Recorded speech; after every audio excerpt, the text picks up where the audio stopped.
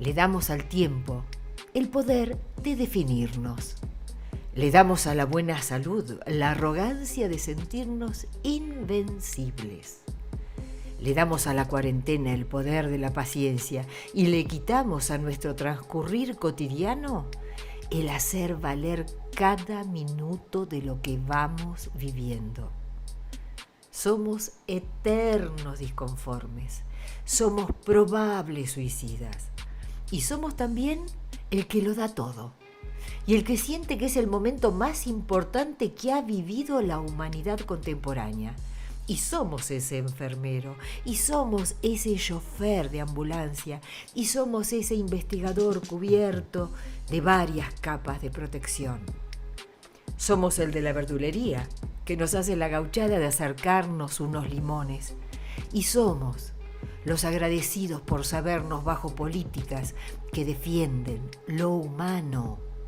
Y somos los que bastardean las mejores intenciones. Unámonos en valores que nos dignifiquen. Confiémonos la vida, la de nuestros mayores, la de nuestros hijos. Démonos la oportunidad de ser las mejores personas posibles en medio de esta brutal pandemia.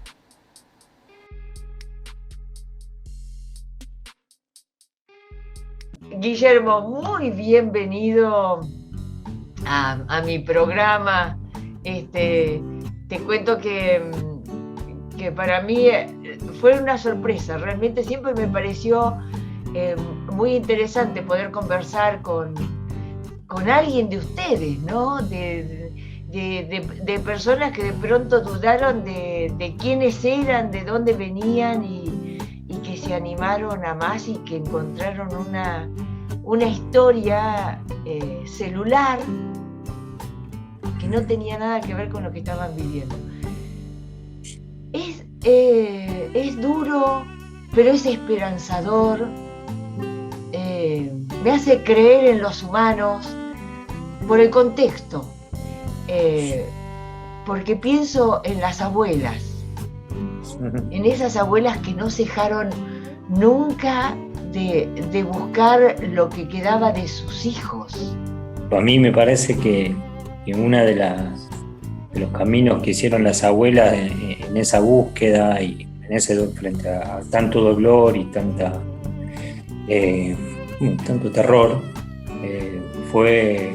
parece que el primer paso fue juntarse, hacerlo de manera colectiva, agruparse y a partir de ahí, empezar a tejer sus voluntades y a diseñar o a construir un camino que hoy ya conocemos todos y todas, las abuelas de Plaza de Mayo, pero después de, como sabemos, de un largo recorrido de tropiezos y de un montón de cosas que hoy hacen posible que los casos nuestros sean resueltos con otro contexto y con otros espacios o otras posibilidades de solucionar los problemas. Es una larga historia, sabemos que hoy nos encontramos con la posibilidad de un Banco Nacional de Datos Genéticos, con muchísimas herramientas e instrumentos y también en conjunto, tanto en la búsqueda como una vez dado el encuentro, de solución a tantos problemas que tuvieron que ir enfrentando a medida que pasaba el tiempo. Eso sería hablar un poco de la historia de ella, ¿no? De empezar a buscar bebés y finalmente hoy buscar jóvenes, adultos, Con cambios en la familia, búsqueda, como vos.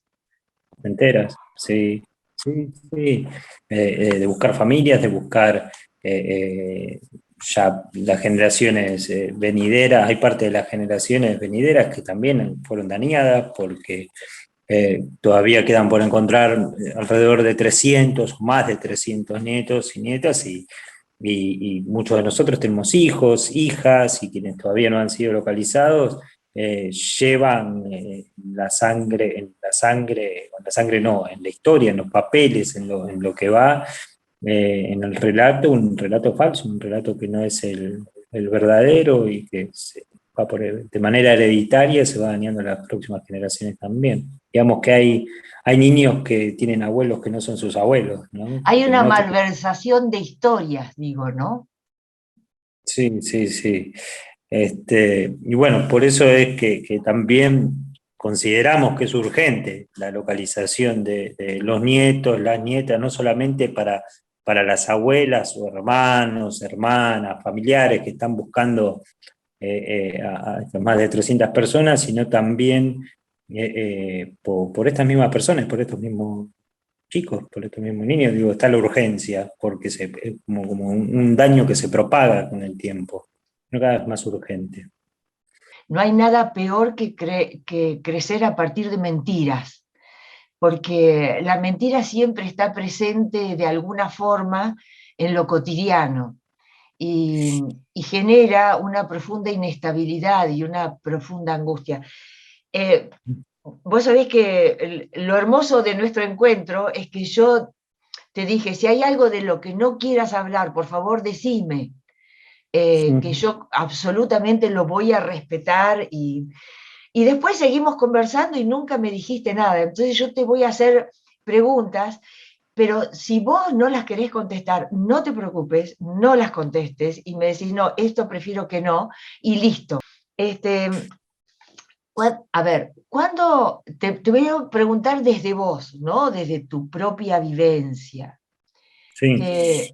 ¿Cuándo sentiste que había cosas que como que no se adaptaban a tu unidad, a lo que vos eras en tu infancia?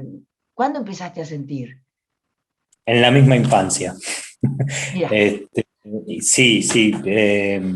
Me parece que con el tiempo fueron tomando forma esas inquietudes, esos lugares incómodos, ese no sentirse en la propia manada, eh, se dio de manera natural.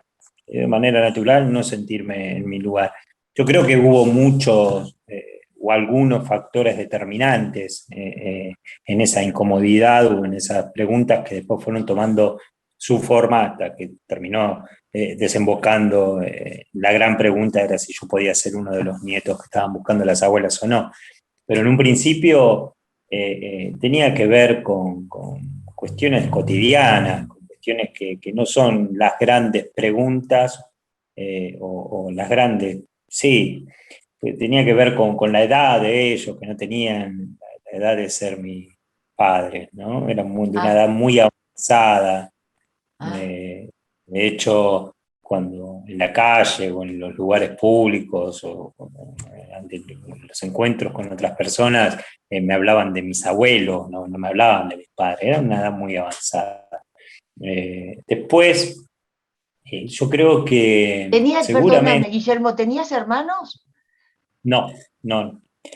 Y después me parece que algunas cosas habrán ido habrán quedado enquistadas en algún lugar de mi memoria, que no se hace presente, pero seguramente está, o sí se hacen presentes, pero no de una manera consciente, digamos, pero que tiene que ver con las preguntas y los silencios, ¿no? Me Ah, parece que en sus silencios hubo más palabras que todo lo que, o tuvieron más peso y más fuerza, y sellaron, quedaron selladas de tal manera en mi persona, con un peso, quedaron con un peso muchísimo más fuerte que el que tuvieron las mentiras. Los silencios a las preguntas de cómo fue el embarazo, de cómo fue mi nacimiento, esas claro, preguntas sí. cualquier niño, cualquier niña tenía silencios o tenía. Entonces me parece que esos mismos gestos, el cuerpo mismo habló, me parece. Entonces, el tiempo pasó y esas preguntas esas inquietudes fueron tomando fuerza, fueron creciendo, fueron tomando otra dimensión, también conociendo ya a medida que pasaba el tiempo y yo me iba convirtiendo en una persona, en un adolescente, en un joven. Más Las preguntas, cuestionador, porque la edad te lleva a cuestionar cosas cada vez claro, más trascendentes, ¿no? sí. También el contexto social, político, ¿no? De difusión. Siendo niño nunca me iba a preguntar si podía ser hijo de desaparecidos o no. Claro. Tampoco una búsqueda en ese sentido. Después empezó la difusión. Las abuelas fueron tan inteligentes que en su momento pensaron que si no nos denunciaba la gente, en algún momento nos íbamos a acercar nosotros con nuestras preguntas. Entonces los trabajos de difusión empezaron a ser otros también. Si tenés dudas sobre tu identidad, acercate, abuelas. Yo ya esas preguntas llegaban profundamente a mi Claro. En algún lugar resonaban.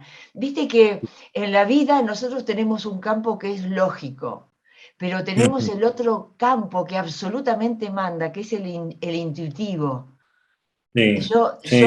me baso muchísimo en el tema de la intuición, de ese lugar que no tiene una corresponsalía directa con la mente, ¿no? Sino que está en el ámbito del espíritu, que está ligado al corazón, al alma, no importa cómo lo llamemos, pero en ese lugar intangible donde uno incluso se refugia, ¿no? Sí. La cabeza a veces no siempre es buen refugio, mientras que el corazón, el alma, ¿viste? Te lleva a un lugar de amor, por ejemplo, ¿no? De Sí, amor. sí. Y yo creo que desde ese lugar hay como hilos imperceptibles, pero que fundamentalmente nos tejen a los demás. Y creo que eso sucede. Sí, Y creo sí. que eso Bueno, les ha sucedido a ustedes. sí. Sí, a mí justamente esos hilos tejidos invisibles, creo que no existieron, en el caso de mi apropiación, con mis apropiadores, entonces eso tampoco hizo difícil que yo me acerque con mis dudas porque había algo, había un vacío que no tenía lugar, no tenía dónde ubicarse determinadas preguntas, determinadas seguramente cuestiones intuitivas, cuestiones emocionales, espirituales, un montón de espacios que a mí no me llevaban a mi lugar. Es entrar en casa sin ser el hogar, ¿no? Entonces, eso llevó a que realmente había todo un contexto, aparte de todas estas preguntas personales, que ya significaban una pregunta de la sociedad: ¿dónde están? ¿Dónde están esos nietos y nietas? Hasta que, bueno, a mí me tocó tomar la decisión de acercarme a abuelas. ¿Y cuándo fue ese día? Decime, ¿podrías contarme ese día qué pasó en especial que dijiste, voy a ir? Sí, bueno, fue porque pasó mucho tiempo hasta que me animé, ¿no? Yo ¿Qué tenía edad 27, tenías, Guillermo? 27. Cuando me acerqué a 27 abuela, años. sí, que me venía haciendo preguntas, hacía 10 años. Cuando digo me vengo haciendo preguntas, no quiere decir que estaba todo el día con eso en la cabeza tampoco. No, parece que lógico, se entiende. Pero venía y pues se fue haciendo cada vez más pesado. El tema es que, por eso hablo de la importancia de la difusión, ¿no? Porque mirando un capítulo de televisión, de Teatro por la Identidad, en el año 2007 se repetía, se volvía a salir al aire esa serie, 2000 ¿sí? Una serie de 4 capítulos, bueno, que me llevó vi uno de esos capítulos que me llevó a acercar a mi abuela. Me sentí profundamente tocado, emocionado. ¿Te tocó? Me tocó, sí, y ahí estaba con una pareja mía, con quien era mi pareja en ese momento, y la convenció para ir y dijimos, bueno, vamos, sí, voy a ir, mañana voy. Así que, bueno, así fue el primer paso, y después ya el resto del camino es todo camino hecho por las abuelas, con Adi también, porque quien siguió la investigación fue Comisión Nacional por el Derecho a la Identidad, ¿no? Es el camino.